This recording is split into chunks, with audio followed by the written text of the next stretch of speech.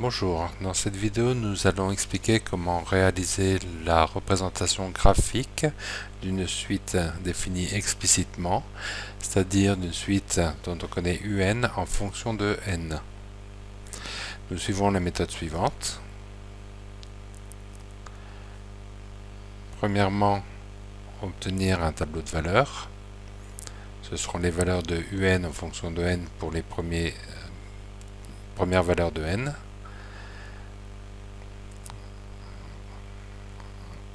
Ensuite, placer dans un repère les points correspondant au tableau de valeurs que nous venons d'obtenir.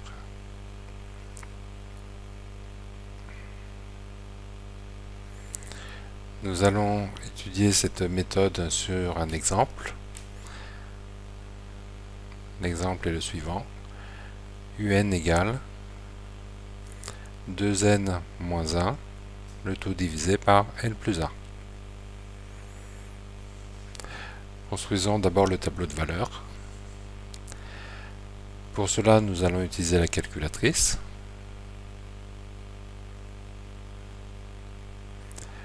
On construit d'abord le tableau lui-même. Donc deux lignes. Première ligne pour les valeurs du rang, n, qui commencera ici à 0.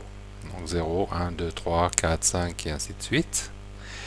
Et deuxième ligne, les valeurs de la suite, des termes de la suite, un, que nous obtiendrons par la calculatrice.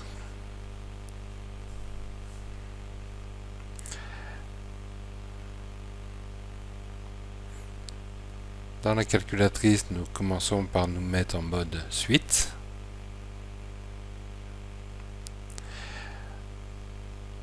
Nous définissons ensuite notre suite, un égale, entre parenthèses 2n moins 1 divisé par n plus 1, ne pas oublier les parenthèses.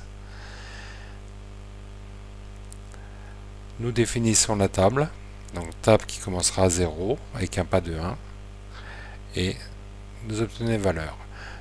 L'erreur que nous avons observée était liée au nmin qui doit valoir 0 ici,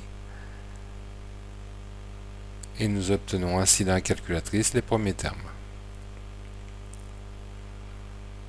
Les termes précédents sont signalés par une erreur, parce que pour n égale moins 1, n égale moins 2, il n'y a pas de terme. Nous reportons ces valeurs dans notre tableau, et nous pouvons passer à l'étape 2. La première colonne 0, 1 donnera le point de coordonnées 0, 1. La colonne 3, 1, 25 donnera le point de coordonnées 3, 1, 25. De la même façon pour les autres points.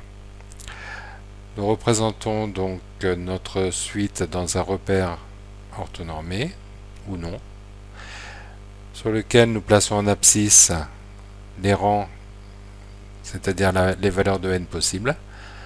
Nous commençons à 0, 1, 2, 3, 4, 5 et ainsi de suite. Et en ordonnée, les valeurs des termes de la suite, un. Donc pour nous, en regardant le tableau, on voit que on va de moins 1 jusqu'à 1,62. On peut se contenter d'un repère qui va de moins 1 jusqu'à 2. Notre calculatrice fait également le dessin. Nous prenons le format f de n. Nous indiquons dans fenêtre nmin égale 0, nmax égale 8. On affichera ainsi les 9 premiers points.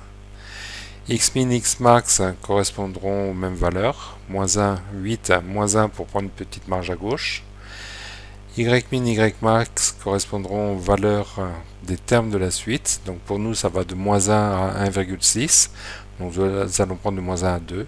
Et ensuite, graph nous permet d'obtenir ce dessin. C'est le dessin qu'il faut reproduire sur le cahier.